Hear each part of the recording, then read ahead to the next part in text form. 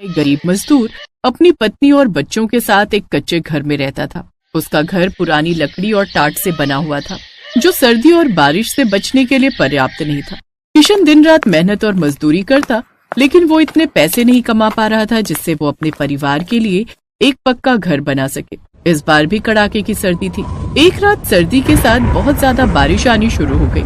सर्दी, बारिश और तूफान एक साथ उस रात अपना कहर बरसा रहे थे। माँ, मुझे बहुत ठंड लग रही है। मेरा स्वेटर बिल्कुल गीला हो गया। माँ, मुझे भी बहुत ठंड लग रही है। सारे कपड़े बारिश के पानी से गीले हो रहे हैं। सुनो जी, घर की छत पर एक टाट की चादर और बिछा दो। बारिश का सारा पानी हमारे ऊपर गिर रहा है। बच्चों को भी बहुत ठंड लग रही है। ये कंबल पूरी तरह से भीग चुका है। सरला, तेज हवा और बारिश में टाट नहीं टिकेगा। मैंने ईंटें भी टिका कर देख ली हैं। हे भगवान, ठंड तो बढ़ती जा रही है। मैं थोड़ी आग जला देता हूँ। किशन आग जला देता है। सरला पूरी रात बच्चों को बाहों में समेटे बैठी रही। अगले दिन जब किशन उठकर बाहर आया तो उसकी आंखें खुली की खुली रह गई। उसके घर का एक हिस्सा पूरी तरह से ढह चुका था। आंधी और बारिश ने कच्चे घर को पूरी तरह से नष्ट कर दिया था। वो बेबस होकर खड़ा रहा। उसकी आंखों में आंसू थे। हे भगवान, अब मेरे परिवार का क्या होगा? मैं अपने परिवार को लेकर कहाँ जाऊंगा? सुनो जी, हमारे पास तो अब रहने की कोई जगह नहीं। ठंड से कांपते हुए ये रात तो निकल गई, पर आने वाली अगली कई रातें हम कैसे गुजारेंगे? किशन के पास कोई रास्ता नहीं था। परिवार के नाम पर रामपुर में उसका कोई नहीं था। अगले कई दिनों तक किशन सड़कों पर ही दिन गुजारता रहा। एक दिन किशन को एक गोदाम में कंटेनर में सामान भरने की नौकरी मिल गई, जिससे किशन को रोजाना के पैसे मिलने लगे। एक शाम जब किशन कंटेनर में सामान ढोने के बाद छुट्टी के समय जाने लगा, तब उसके मालिक ने उससे कहा, किशन, वो पुराना कंटेनर अब काम का नहीं है, बेकार हो चुका है। इसमें जंग लग गया है। इसे किसी कबाड़ी वाले को बेच दो। किशन ने उस कंटेनर को ध्यान से देखा तो उसके मन में एक विचार आया। अगर ये कंटेनर मैं रख लूं और इस कंटेनर का घर बना लूं तो परिवार को रहने की जगह मिल जाएगी। मालिक से बात करता हूँ। क्या हुआ किशन, किस सोच में डूब गए? मालिक, क्या आप इस कंटेनर को मुझे दे सकते हैं? मेरे घर परिवार के काम आ जाएगा। क्या करेगा तू इसका? मालिक, मैंने आपको बताया था ना, बारिश और तूफान में मेरा घर जो है टूट गया। सोच रहा हूँ सर्दी के दिन है, जब तक कोई रहने की जगह नहीं मिलती तब तक इस कंटेनर में ही एक घर बना लूंगा। कम से कम ठंड में कंटेनर घर तो होगा, तो हमें रहने के लिए छत मिल जाएगी। ये बात है। तो फिर तो मैं तुझे मना नहीं करूंगा। ठीक है, ये तू ले जा। पर क्या तू इस कंटेनर में रहने के लिए घर बना पाएगा? कोशिश करूंगा मालिक। ठंड से बचने के लिए कुछ तो करना ही पड़ेगा ना। धन्यवाद मालिक। किशन बहुत खुश था, क्योंकि उसे अब रहने के लिए इधर उधर सड़कों पर भटकना नहीं था। उसने मन ही मन ठान लिया था कि वो कंटेनर से घर बनाकर ही रहेगा। और फिर किशन ने सड़क के किनारे खाली मैदान में कंटेनर को रखवा दिया। ये तो बहुत गंदा है, पहले इसे साफ करना पड़ेगा। लाओ, मैं इसे धोने में तुम्हारी मदद कर देती हूँ। हाँ चलो, पहले इसे साफ ही कर लेते हैं। मैं जंग को थोड़ा रगड़ देता हूँ और जहाँ से थोड़ा टूटा हुआ है ठोक कर ठीक भी कर देता हूँ। बापू, हम भी घर बनाने में आपकी मदद करेंगे। हाँ बापू, अब सड़क पर बहुत ठंड लगती है। हम इस नए घर में रहेंगे बापू। हमें अब ठंड नहीं लगेगी ना? नहीं, बिल्कुल भी ठंड नहीं लगेगी बेटा। मैं इस कंटेनर घर को ठंड के हिसाब से ही तैयार करवाऊंगा। हवा का नामो निशान भी नहीं आएगा इस घर के अंदर। हाँ, मैं इसे हर तरफ से ढक दूंगा। हाँ। किशन ने कंटेनर को साफ किया, लोहे की जंग को रगड़कर हटाया। उसने पेंट का एक डिब्बा लिया और पूरे कंटेनर को पेंट कर दिया और एक कबाड़ी वाले से कुछ बेकार लकड़ी के टुकड़े खरीद लिए और उन्हीं से उसने कटिंग करके लकड़ी के दरवाजे और खिड़की बना दी। छत बनाने के लिए पुराने टिन और प्लास्टिक की शीट्स का इस्तेमाल किया ताकि बारिश का पानी अंदर ना सके। पुरानी बोरी, कपड़ों और टाट को दीवारों के अंदर फिट कर दिया ताकि ठंडी हवा ना सके। किशन अभी घर बना ही रहा था कि तभी उसे पता चला कि पड़ोस के मंदिर में एक सेठ कंबल बांट रहे हैं। सरला, हमें गर्म कपड़ों और कंबल की बहुत जरूरत है। चल ना, एक बार देखते हैं, शायद हमें भी कंबल मिल जाए। हाँ ठीक है, चलो चलते हैं, क्योंकि यहाँ बिछाने के लिए हमें चादर और कंबल की जरूरत पड़ेगी, जो हमारे पास नहीं है। सरला और किशन मंदिर की सीढ़ियों के पास पहुँचे तो सेठ भी सभी गरीबों में कंबल बांट रहे थे। किशन भी सरला के साथ लाइन में खड़ा हो गया। अभी किशन कंबल लेने ही लगा था कि तभी उसका मालिक, जहाँ पर वो काम करता था, आ जाता है। नमस्ते सेठ जी, कैसे हैं आप? सही है, पुण्य का काम हो रहा है। सोच रहा हूँ मैं भी इस बार ठंड में थोड़े कंबल बांट दूं। हाँ हाँ, बिल्कुल बिल्कुल। अभी तो मकर संक्रांति आ रही है, उस पर भी मैंने पहले से ही सोच लिया है कि कुछ न कुछ दान जरूर करूंगा। इसी बहाने भगवान से जुड़े रहने का अवसर प्राप्त होता है भाई, और किसी न किसी की मदद भी हो जाती है। अरे किशन, तू और यहाँ पर? तेरा कंटेनर घर बन गया क्या? जी मालिक, तैयार तो हो गया है, पर बिछाने और ओढ़ने के लिए कोई गरम चादर या कंबल नहीं था। सुना कि मंदिर में ये सेठ जी कंबल बांट रहे हैं, तो वही लेने आए थे। तुम इसे जानते हो सतीश? हाँ सेठ जी, मेरे गोदाम में ही नौकरी करता है। एक कंटेनर बहुत खराब था, इसने बोला कि ये उसका घर बना लेगा। इसके पास रहने को छत नहीं थी, वही इससे पूछ रहा हूँ। बहुत बढ़िया बात है, कंटेनर का घर। अगर तुम बुरा ना मानो तो क्या तुम हमें दिखा सकते हो किशन? जी जी सेठ जी, जरूर, वहाँ उस तरफ। सेठ और किशन का मालिक जब कंटेनर के घर को देखते हैं तो दोनों हैरान रह जाते हैं। किशन की काबिलियत की वो दोनों बहुत तारीफ करते हैं।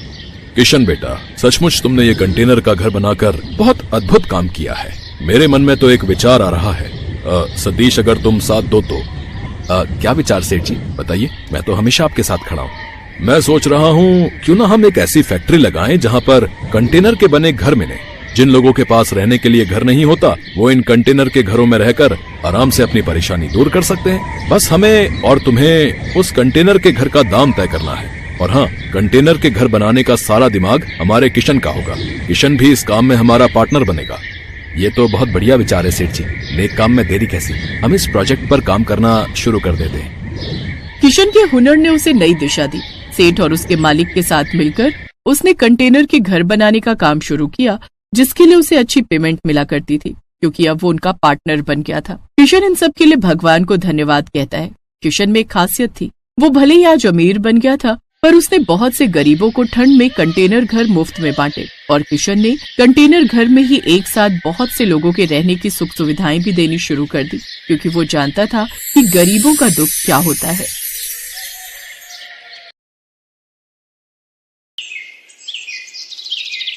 भरतपुर नाम के गांव में मनीष अपनी पत्नी रेखा और 2 बच्चों बंटू और चिंकी के साथ रहता था। मनीष अपना एक छोटा सा ढाबा चलाता था। मनीष बड़ा ही लजीज खाना बनाकर बेचता था, जिससे उसका ढाबा ठीक ठाक चलता था। वाह यार मनीष, क्या लाजवाब खाना है।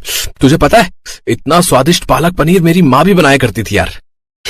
सच में मनीष भाई, मजा आ रहा है। उसके ढाबे पर उसके गांव के और आसपास के गांव के लोग खाना खाने आते रहते थे। लेकिन अब जुलाई का महीना शुरू हो चुका था।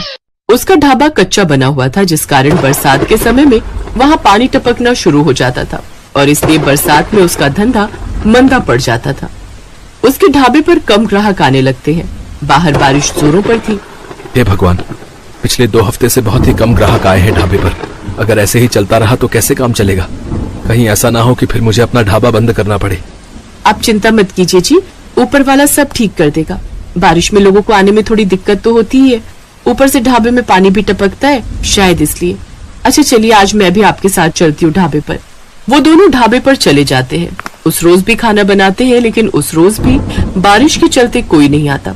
लगता है आज भी ये सारा गरीबों में बांटना पड़ेगा। कोई ग्राहक नहीं आया। उस रोज भी वो सारा खाना गरीबों में बांट आते हैं। ऐसे ही दिन बीतते हैं। एक रोज आधी रात के समय गांव में तेज तूफान आता है और जोरों से बिजली कड़कती है, और वो बिजली उसके ढाबे पर आकर गिरती है, जिससे उसका ढाबा जल जाता है। ये क्या हो गया रेखा? अब मैं क्या करूंगा? मेरी तो रोजी रोटी ही छिन गई। मेरी भी कुछ समझ में नहीं आ रहा जी, लेकिन आप ज्यादा टेंशन मत लीजिए, नहीं तो आपका बीपी बढ़ जाएगा। दिन पर दिन बारिश बढ़ती जा रही थी और मनीष उसी बारिश में काम ढूंढने निकलता है, लेकिन उसे कहीं भी काम नहीं मिलता। उल्टा सारा दिन बारिश में भीगने के कारण उसे सर्दी लग जाती है। अब जैसे तैसे वो अपने दिन काट रहे थे। फिर एक रोज रेखा का मुंह बोला भाई माधव उनके घर आता है। अरे जीजा जी, इतनी बारिश में रोज रोज काम ढूंढने निकलते हो, बेकार में परेशान होते हो। इससे तो अच्छा ये होगा कि आप मेरे साथ चलो और मेरी दुकान पर काम करो। वैसे भी मेरा आदमी अपने गांव गया हुआ है और मैं आपको महीने के आखिर में तनख्वाह दे दिया करूंगा।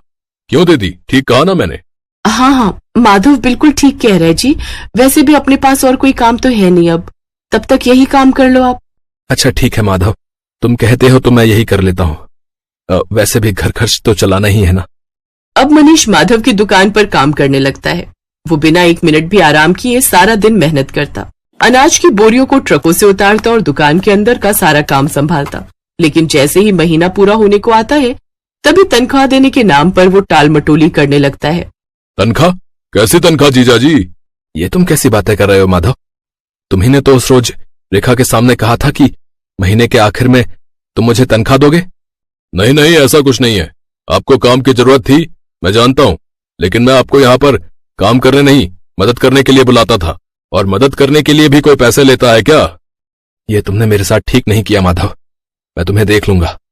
अरे जाओ जाओ, बड़े आए मुझे सबक सिखाने वाले। मनीष दुखी मन से घर आ जाता है। आ गए आप? आज तो महीने का आखिर है, आज तो आपको तनख्वाह भी मिल गई होगी। तो पापा, फिर तो आप कल ही मेरे स्कूल की फीस भर दीजिए। आपको पता है मेरी टीचर मुझे रोज रोज फीस के लिए टोकती है। ये सुनते ही मनीष की आंखों में आंसू आ जाते हैं। मेरा नसीब न जाने कैसा है रेखा, जो मेरे साथ कुछ भी अच्छा नहीं हो रहा। आप रो क्यों रहे हैं? ठीक से बताइए ना क्या बात है। फिर मनीष उसे सारी बात बताता है। हे राम, वो इतना बड़ा मक्कार निकलेगा मैंने कभी नहीं सोचा था।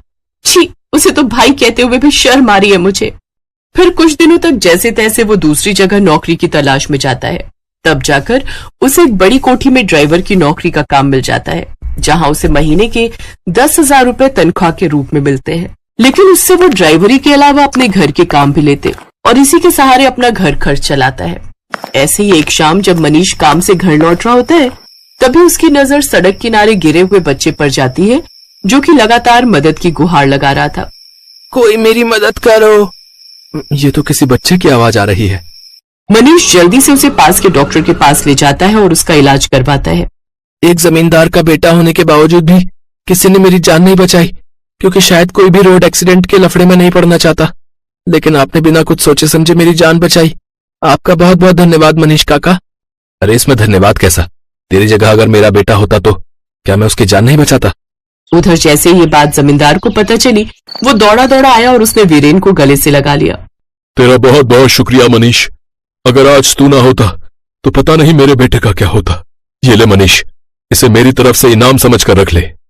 ये आप क्या कह रहे हैं जमींदार साहब? मुझे इन पैसों की कोई जरूरत नहीं है। रख लो मनीष, तुमने मेरे जान से प्यारे बेटे को बचाया है, तो उसके आगे तो ये सब कुछ भी नहीं है। मनीष जब घर आकर देखता है तो वो पूरे 5 लाख रुपए होते हैं। ये देख वो बहुत खुश होता है। अब वो जल्द ही सड़क किनारे अपनी जमीन पर खुद का पक्का ढाबा खोल लेता है। सड़क किनारे होने से अब उसकी और भी ज्यादा कमाई होने लगती है। अब बरसात में ना तो उसके ढाबे की छत टपकती और ना ही ग्राहकों की कमी होती, क्योंकि गाड़ियों में घूमने निकले लोग उसके ढाबे पर ही अपनी गाड़ी रोकते और लजीज लजीज खाना खाकर बारिश के मजे लेते। अब मनीष अपनी पत्नी और बच्चों के साथ खुशी खुशी रहता।